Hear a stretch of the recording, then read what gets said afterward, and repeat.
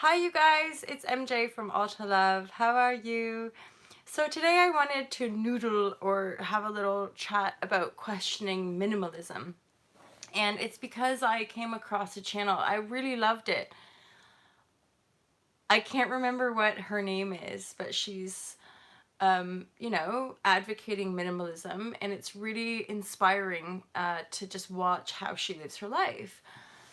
Very like super conscious and like calm, really peaceful, and like she has nothing, like she has like one shirt, maybe one linen dress. Hi, sweet Cece, how are you? She sleeps in a hammock, and um, yeah, I'll have a scout. I'll have a little noodle and or look around and see if I can find her channel. I've subscribed, so it's somebody that must come up on my feed. Now, for some curious reason, I the theme of minimalism came up for me, and mainly because I'm beginning to meet more people who are, I guess, advocating minimalism and or curious about it. And ultimately, this is a solution based mindset for living as a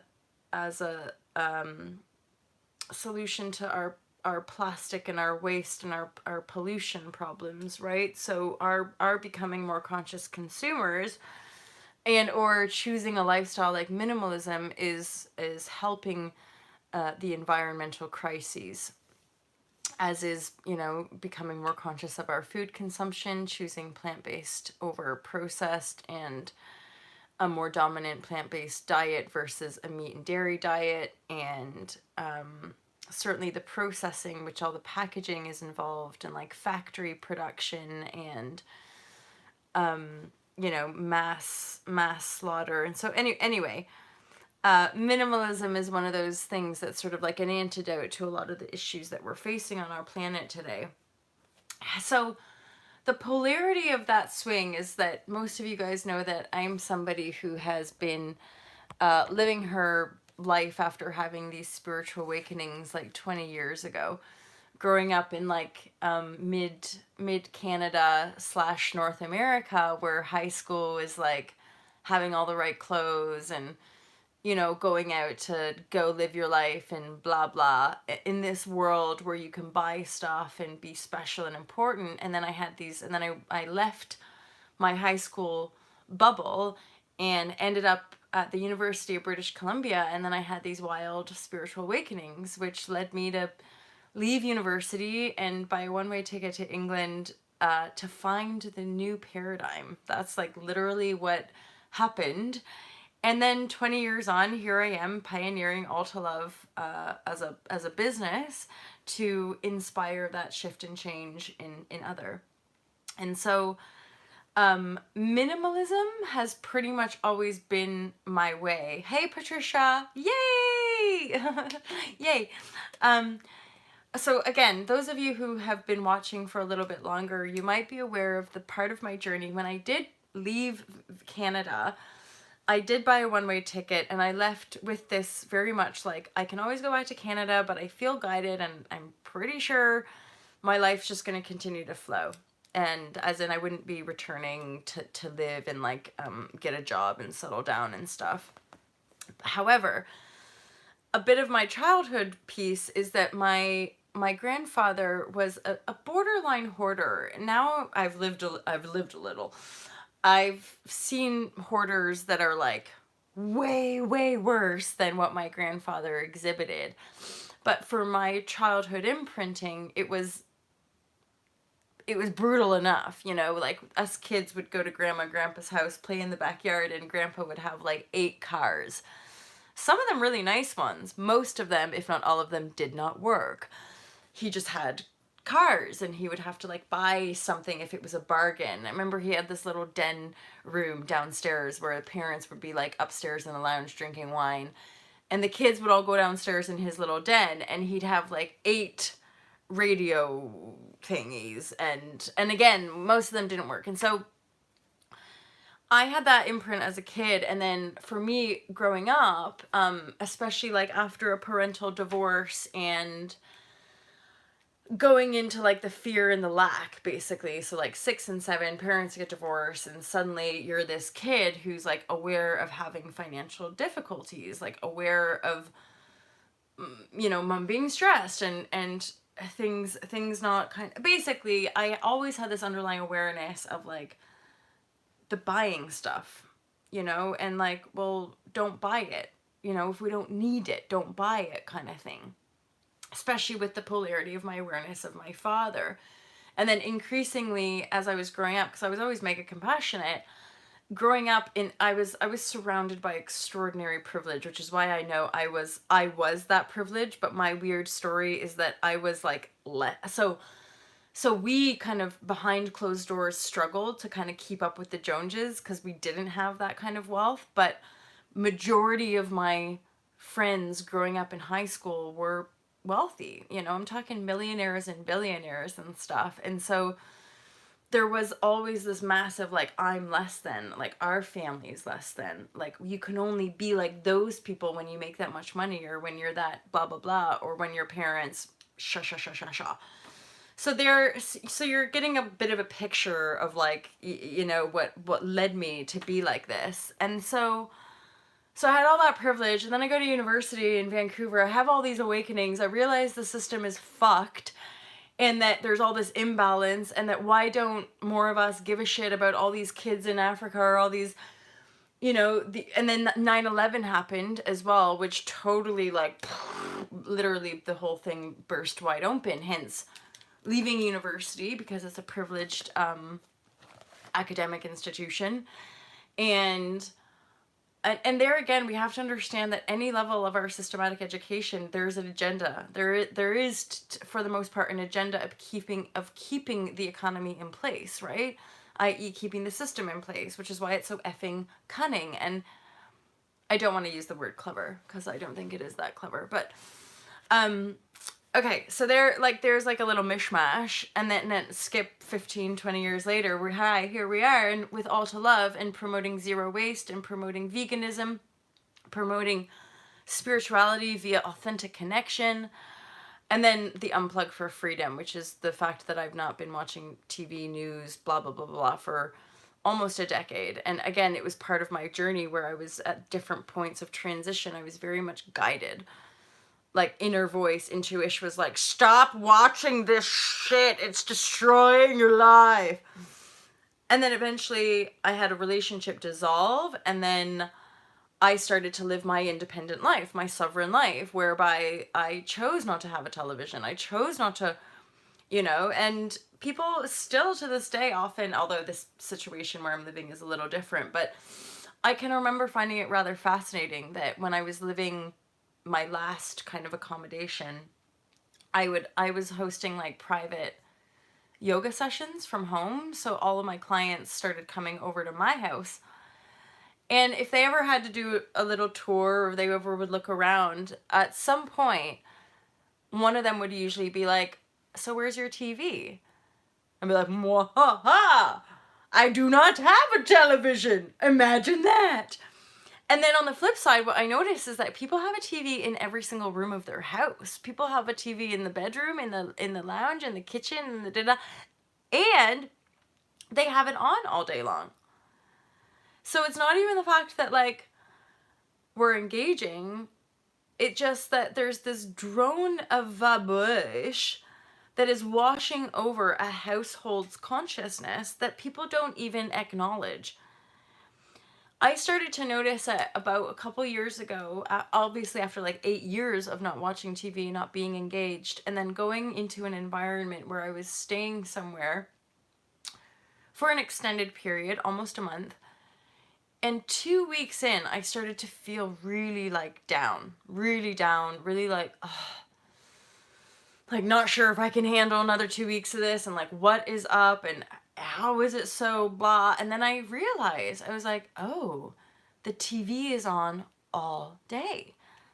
And then I started to tune in. What is being broadcast? It's all like Judge Judy and like Jeremy Kyle, or not even Maury Povich, or like some weird just drama show. And I was like, that was it. And I remember, this is what I did. I just turned the TV off, and the home people, the people that was their home, they didn't even notice until, as a family, they actually wanted to sit and watch television. As far as having that noise on in the background, like having your TV on in the background, do you remember where, I don't even know where that name came from, Maury Povich. I'm like, is that even a real thing? But it must be from my Canada years. But I'm thinking of another one that was like a Jerry Springer. These are drama infused talk shows, right? Where my memory is that it was just quite, again, kind of miseducated or low educated, and like, again, this is so sad. It's making me realize, I'm like, see how entertainment capitalizes on segregation? So these sort of shows with their host or whatever would have been used to like trigger patterns of, yeah, like trash vibrashe. And like, and then it makes, I'm like, ugh, see, our societies are, you are not the father, you're not the father, like that, exactly. It triggers those. So it's like, you can see it, our overarching agenda of a society, create this bucket of society, by giving them no money and no access to education. So you literally ghetto-size pockets of humanity. Then for the slightly upper classes from those classes, we then engage. It's like it's like the evolution of the gladiator of our days of lore. I don't know, the days of Caesar or something like that. The Roman Empire. We're still living, in those times. We're now changing it all. Yes, gracious love. Simply by the fact that we're choosing to engage in a channel like All to Love TV and talking about how most of us either don't watch TV or we're throwing away our TVs forever, shows that we're changing it now. We're changing it all. And having so much love and compassion, like, and somebody, I got the comment of the learned responses. Yes, I can remember via sitcoms too, 100% Tree Hugger Dave. I can remember, like, I noticed even just within this year, Friends, the show that most of us of my generation would have been heavily bombarded by. Like, how many of my gal pals from high school have acted out the Friends. Like, they've become friends. They're all colorful and gorgeous and lawyers and doctors and ad agency people and artists, and they're like tight, perfect clique of, 3 boys, 3 girls, it's just textbook and or media programmed heavily, right? And it's only because of our weird awareness here, like the empath crew, right? Where one of you guys said about the learned responses. Oh my gee, I so much had that awareness as the empath, where I started to realize it's like, I remember this thing happened. There was a school assembly and everyone was like, why are you upset? And and then suddenly it was like a trigger bomb and all the girls just started crying. And I was just there, like, weirdly, like, watching in the middle after I'd already cried because I got triggered. And then there was a weird series of events, and then suddenly everyone was like, I know, it's so sad. And I had this visceral knowing, and I'm like, this isn't real. As in, like, I was like, none of these people are actually feeling the connection to the response. They're responding because somebody else responded that way, so they're like, oh, trigger, I'm supposed to respond that way. It's so sad. And then, but anyway, that's like a random digression, right? It how we awaken to begin programming ourselves back to original blueprints, right? So when we see the weird falseness of it, that's when we start reprogramming. And if I recall, that thing that I just told you about the girl, like the girls was recording, that was like high school. So that would have been like 2 or 3 years before I left Ontario, moved to Vancouver for university, and then had the spiritual awakenings, and then left mainstream education until coming to the UK. And then I'm somebody who, like, I traveled as a free spirit to the UK and ended up through my own ego projection going back into education and being totally, like, destroyed by it. It's taken me quite a few years to heal from going back into university, making excuses as my reasons to stay in the UK. I was like, I have to stay in uni, even though I was hating it and I knew it was destroying my soul. I graduated with a very useless degree. What? But, like, I'm still in the UK, so it's all fine. And I got the impact of actually healing from institutionalization, academic institutionalization. If you buy in, can really fuck with you, right? Hey, hi, Mike. I have seen you. Welcome. Good morning, everybody. Good evening. Good afternoon. Isn't that something Mr. Raj used to say? Good morning. Good afternoon. Good evening. Welcome to see you all here. I love you. It's hella confusing for empaths. This is why more and more of us are speaking out, because it would seem that it's only the empath who really feels what I'm sharing here. If you're non-empathic, you get triggered and then deny me like I'm a douchebag, but I'm talking about an insight and a perceptive veil that only the true empath can feel into what I'm talking about. It's subtleties that people that are not connected, they don't see the subtlety.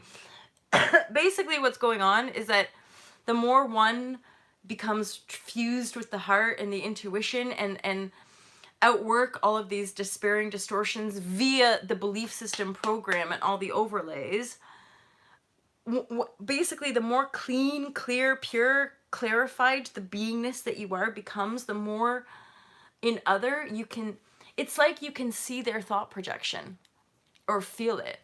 Like you can feel where their responses are coming from and then potentially root out like what wound it's coming from.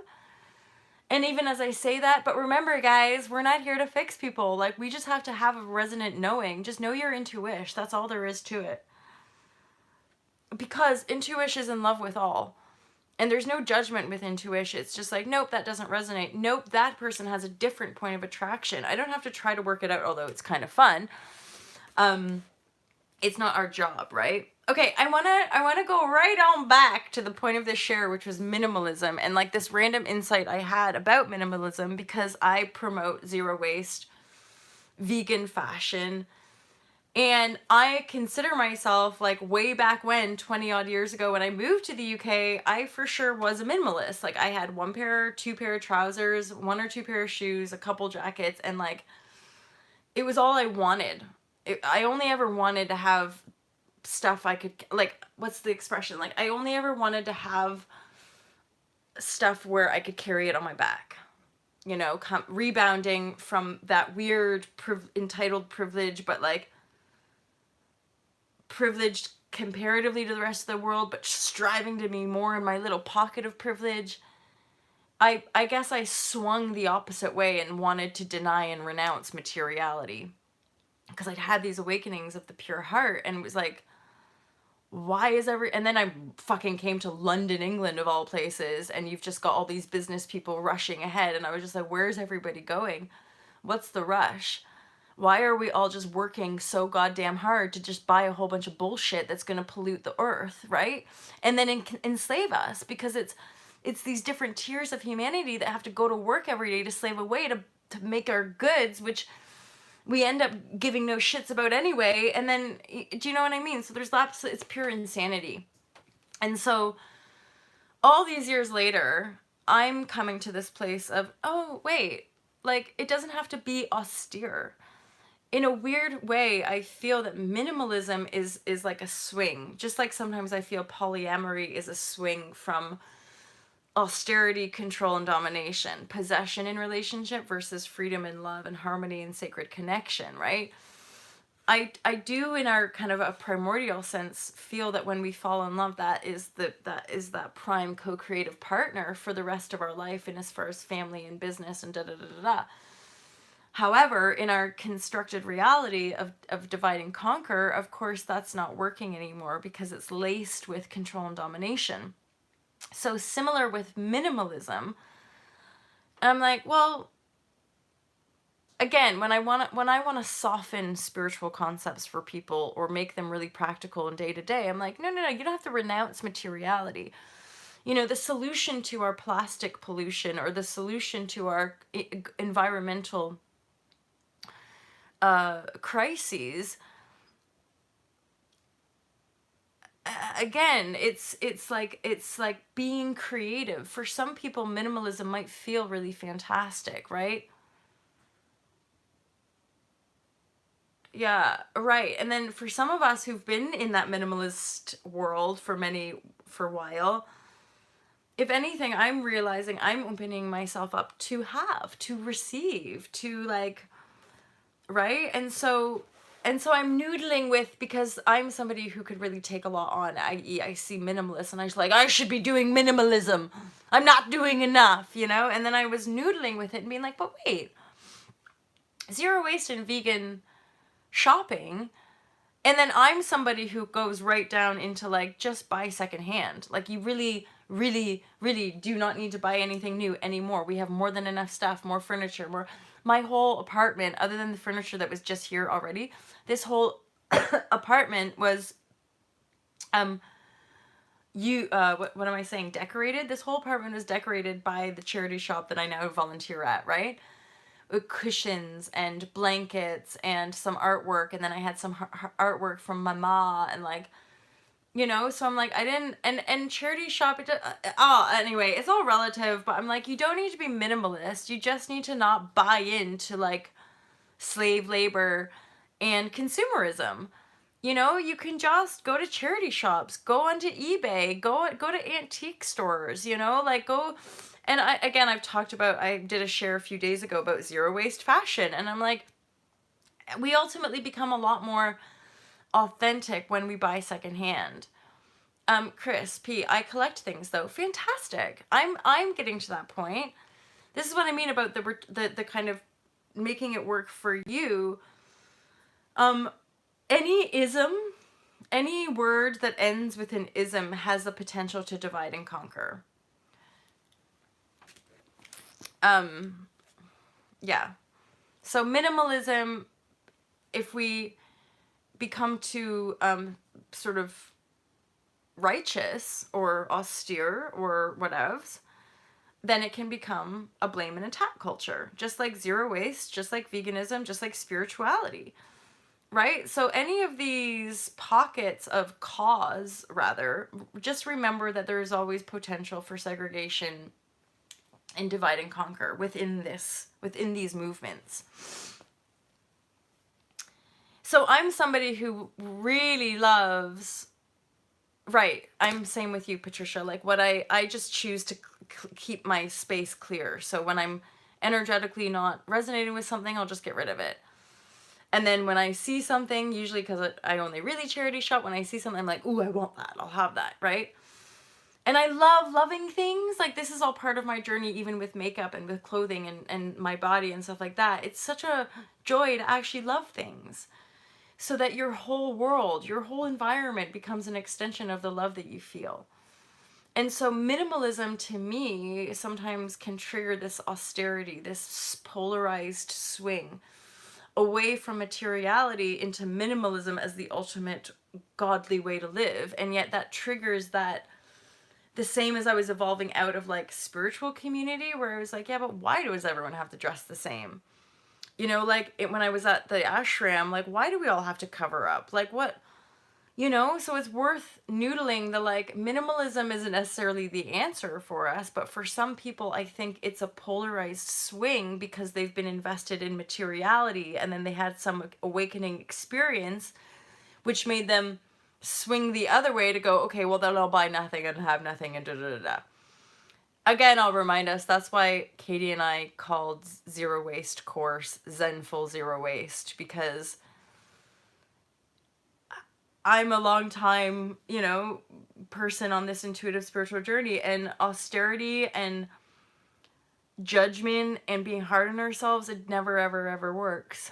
So no matter what cause, no matter what good deed, no matter what thing we're doing, if we're not working on that primary relationship and learning how to be kind to the self first, nothing we do out there is actually going to assist in the evolution of our unfolding. And yet that's a paradoxical statement because it all does.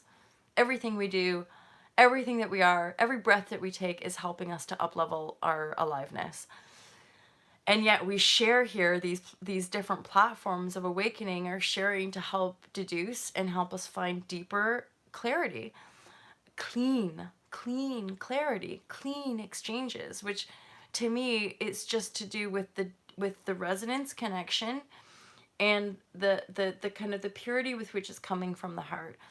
And that means it's humble, it's gracious, it's kind, right? And yet another element of this empath rising, because I'm getting another wave of empath clientele booking sessions with me, and this sort of next wave of the empath rising is that increasingly the empath is becoming hyper aware of these things that go on energetically behind the veil.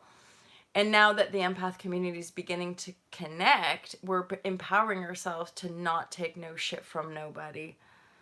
And increasingly I'm so aware of why that's so important, because again, I'm having empaths come to me that have been brutalized, that have been involved in some very serious, atrocious acts, and I'm hearing the empath go, well, like, I know that blah blah blah blah blah blah, and no, we're not living in these times where it's okay for us to tolerate shitty behavior. We're not living in times where it's okay for us to just turn a blind eye to corruption.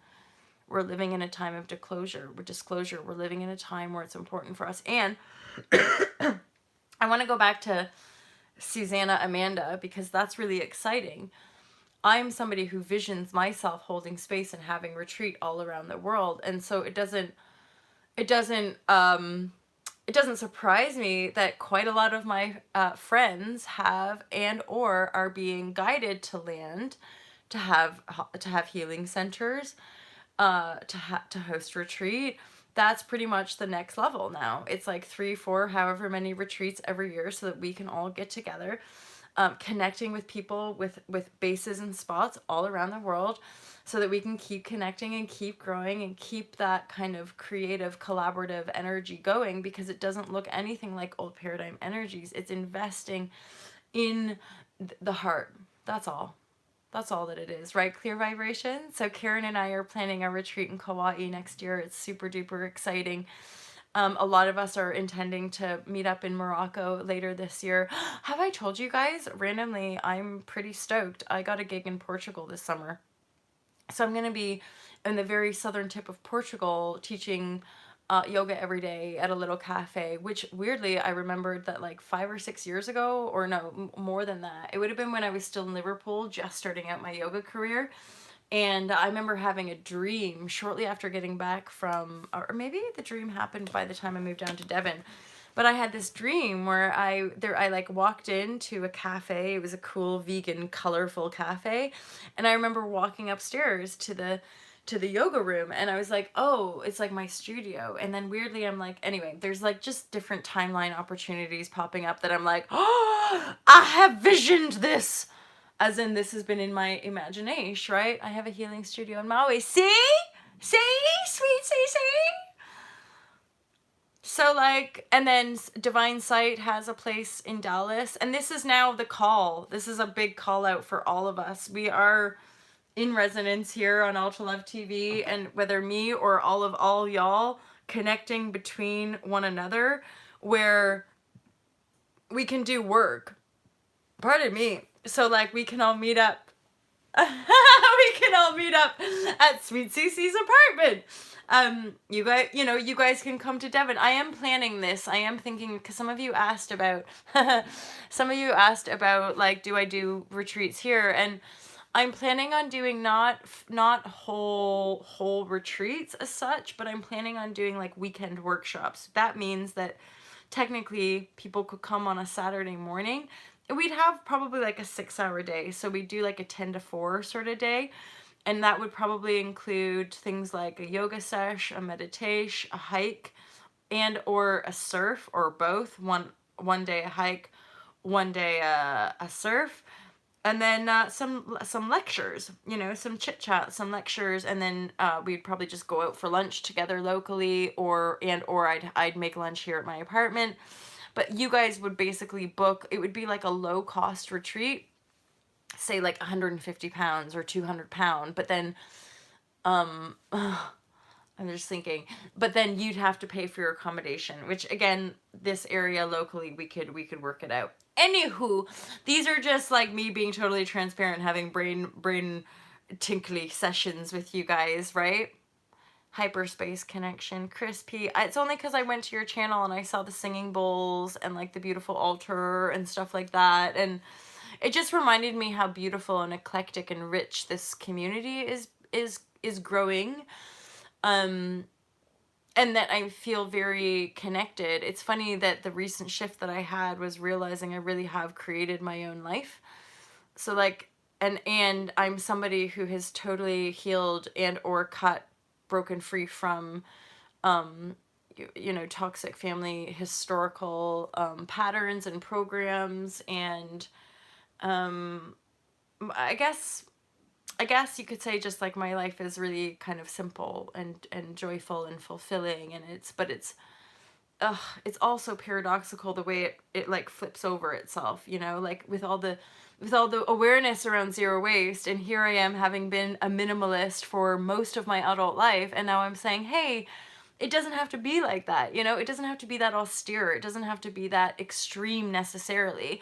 However, don't get me wrong, I'm well up, like I'm totally encouraging all of the minimalists to keep going. Any of us not buying so much and being able to really strip bare our existence, I think is a really beautiful thing, you know?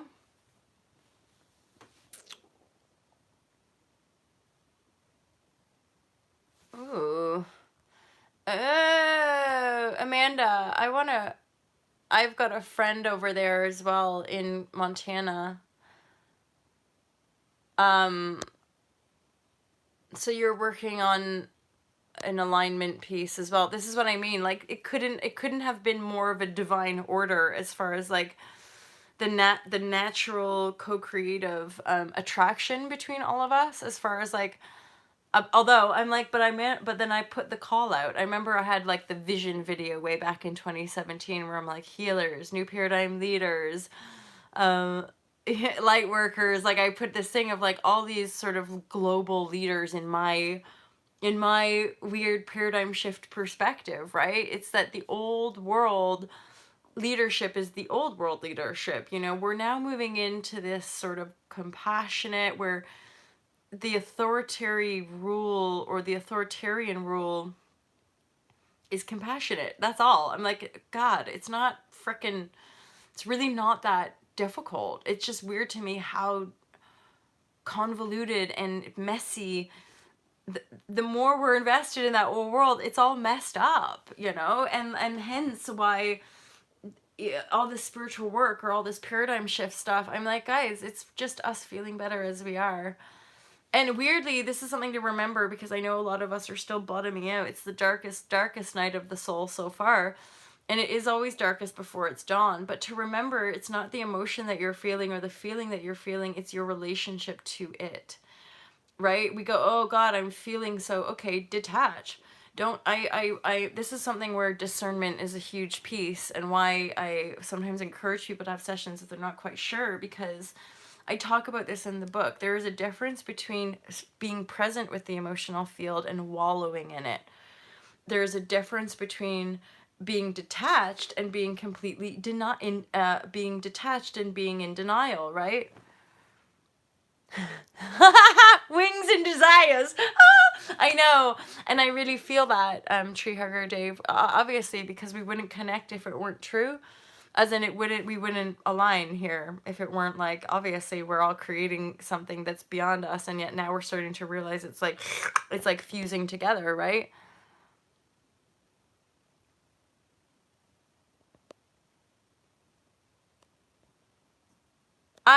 Sweet CC, and this is what I love about the knowing of the self, and like people being who they are. It's that the more we all do that, the more in unity we are, right?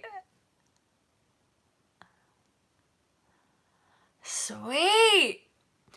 Divine sight. Okay, well, and then clearly I'm like, this is legit, you guys. Like, this is somehow, miraculously, this community right here, right now, is like a community, a new paradigm community of healers and holders of spacers to I just always go like this. It's like ushering the shift, getting people through the, which, let's be honest, most of us, like, I can't speak for you guys, but this is really what I've been doing for the last 10 years. I was guided to the yoga life because I was dying. So the yoga life has been the last 10 years of clarifying, getting clear to the point that I could actually be a clear channel of expression. And then now the next level is that we all meet up and share all these tips and tools and skills, but it's not but, it just is. Nothing we do negates others doing this. We're just doing from the beingness, rather doing because we were told to do. And we can all align that we've essentially unprogrammed or unlearned that program and gone, holy shit, that's fucked up. We need to remember. And the remembering is an authentic, intuitive relearning. And that's another element of y'all resonating with my intuitive sharing, is that I'm not engaged in circle. I'm not engaged in other community. This is it, you know. And then I'm a yoga teacher. I go to classes and teach yoga because I like, one of my favorite social things to do is be on retreat with people. My retreat. I've spent many years hosting on other people's retreat, which is valid and wonderful and beautiful, but the truth of, like, where my path's been guiding me is taking people on yoga retreat and, yeah, shifting people's energy. That's all it is. And I've just gone 10 years shifting people's energy here, and now I just feel that we're all up leveling and we're going to be shifting it up here. And all that means is in my life experience, it's going to feel a little bit more on flow. It's going to be a little bit better supported. It's going to be bigger, more harmonious, more in love, right?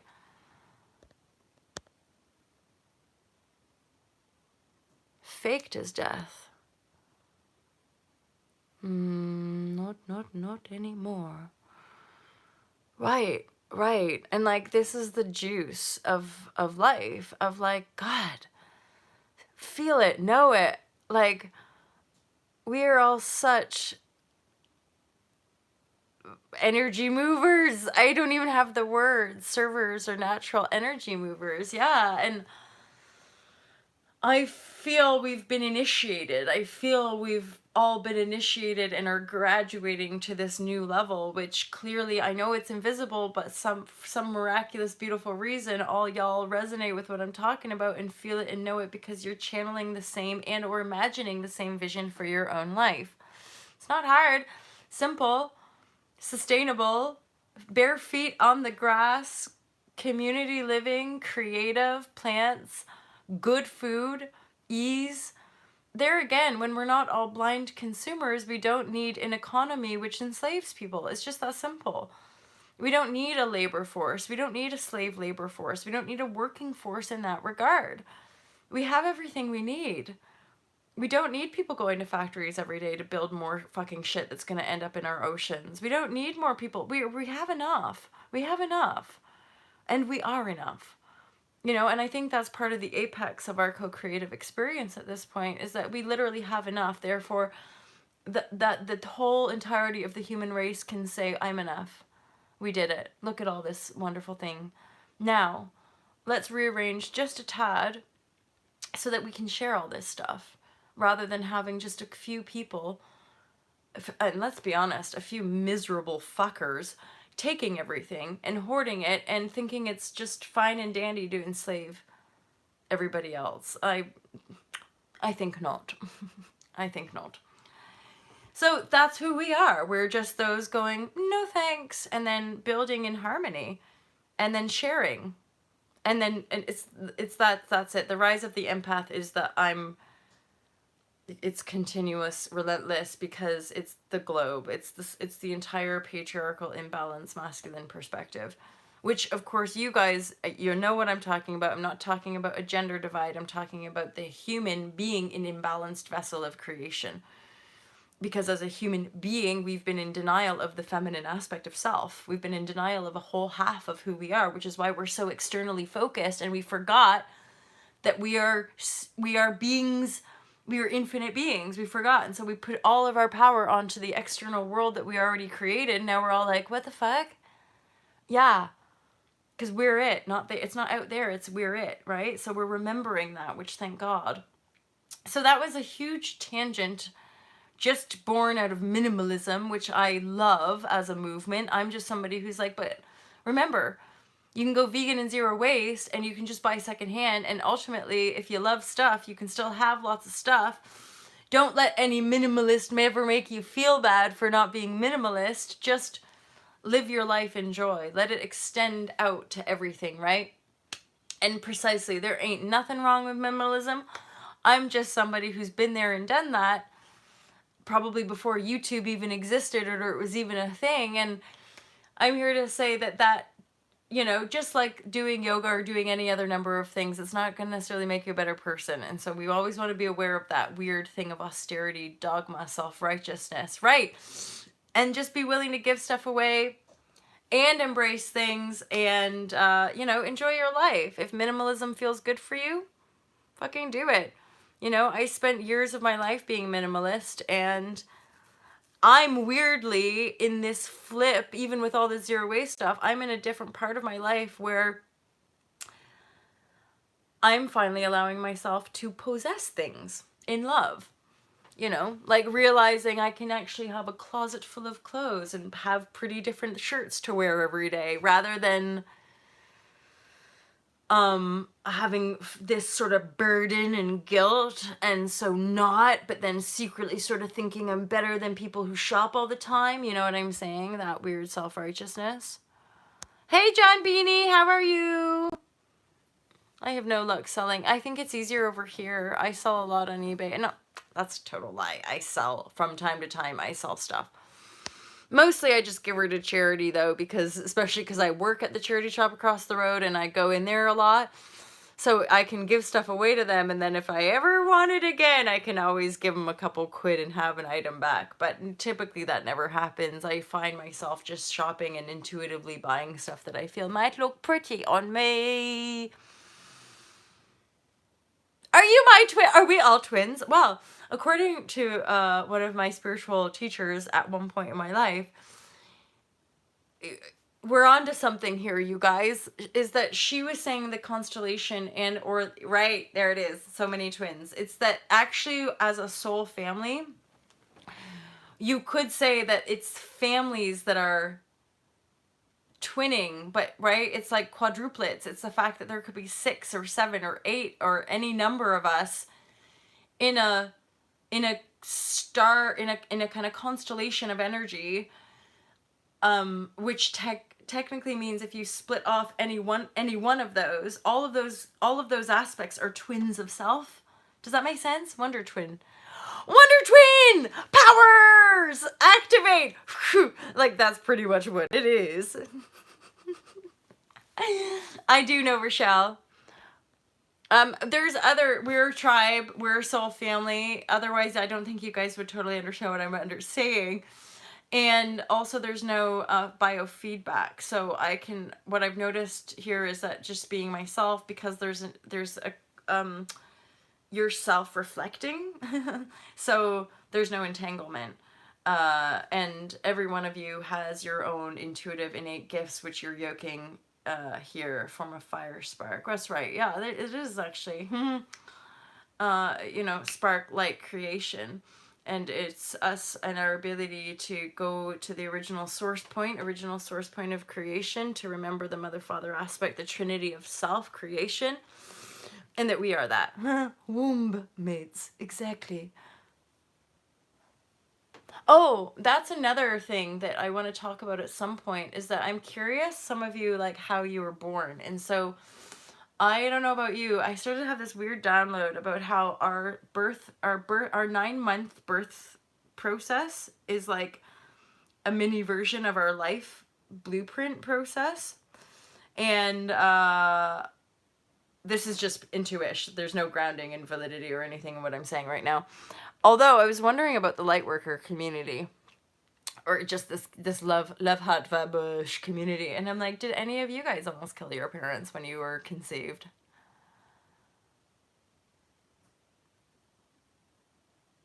On the couch, though. For some reason, on a cough, though, and I literally imagined your mom, like, coughing and you just, like, popping out. Baby! 2 weeks early.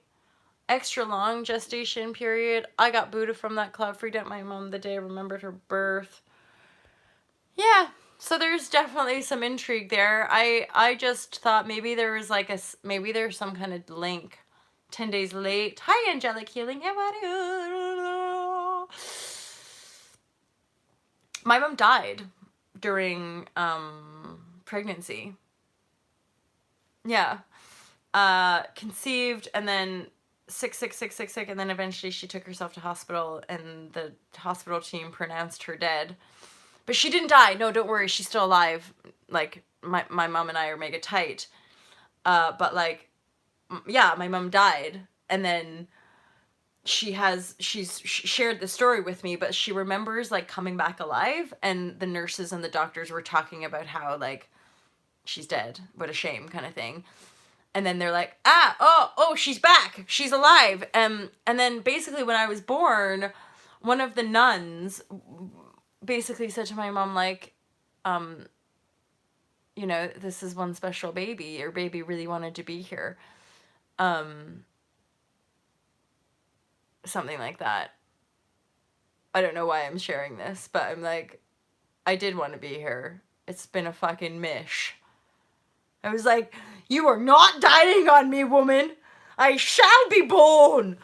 Yeah, and I randomly in my awareness have outworked a lot of that, you know, like where I came from and why my energy codes were so potent. Yeah.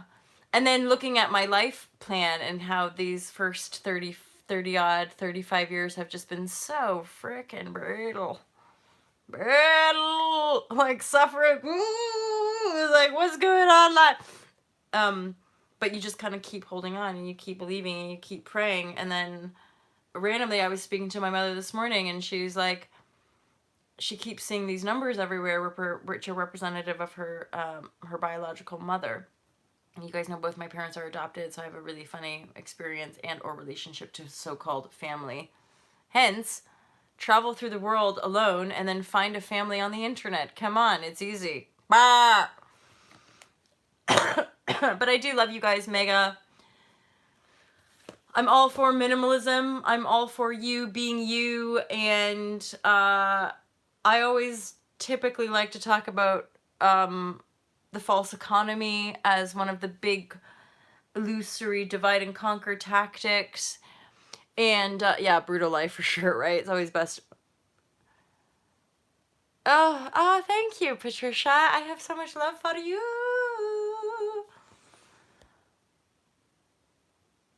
Divinely dignified. Yeah, it was like, you shall not die on me. And quite cool, right? My Friday at labor birthing me. Yeah, I kind of just imagine that the quite high vibrational or something, or just depending on where we're coming from, that those sort of complications can come out of the assimilation of energy codes, which depending on where we're coming from as a soul, when we get conceived, when we kind of pop in, there's a period where the mommy body has to sort of adjust to the new energy, right? Rochelle, I try not to. But you guys know the legit truth. I do get triggered sometimes where I'm just like, leave me alone. What are you saying? Interesting. 36, 48. It's all there. Wet, cool, John. That made me think of something naughty just then. Wetness. Divine. Tears and blood, my friends. There is some significant juicy juice in there, but I'm going to save it for another day. Thank you guys so much for being here. I love you so much. I'm so excited to meet you and work with you and to watch how this unfolds, right? What about life path numbers? Pardon me, you guys. Rochelle and I talk about numbers quite a lot. I don't actually do a lot of numerology. My mother does, oddly, as well. I'm a 33. I'm a 11. And then obviously an 11 would also be a 2, I guess. So, and I see 2s a lot.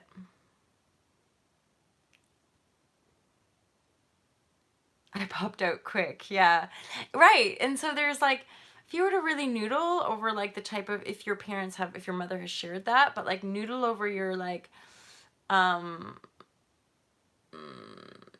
what do I want to say? Like how the process of your mom carrying you, this is just, again, some weird intuition I got of like, it's like almost like the 9-month gestation period is like the short compressed version of how of your life's blueprint. Never mind. This is one of those random thoughts that I'm sure in the moment of me being like stoned last night thought it was like, oh my god, like this is so relevant, and now I'm like speaking out being like, actually I need to noodle with this a little bit longer before sharing anything like this. And until you get single number. Yeah, that's the 2. And I've just had obviously some reading where people were like, when you have an 11, you count the 11 as a master number, and then you can break it down into the 2. And weirdly, I see 2s a lot, and a lot of other people that I've made contact with would see a 2 around me, and I don't know.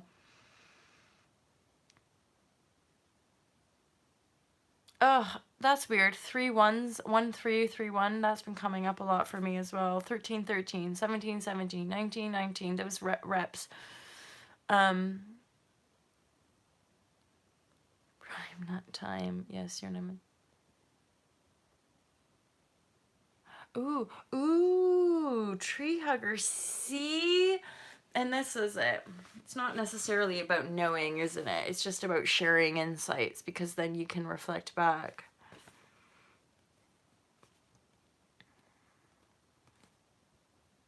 Ooh, Gaia's womb. Right. Gestation in the birth, and then we have these cycles, right? Are they guaranteed 100 years, or they might be less for some people?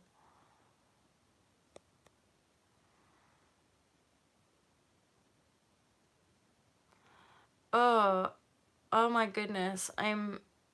It means something in the Matrix. 13 does. 1144 is another one. 4 here. I really appreciate that, tree hugger, around holy shit, 8222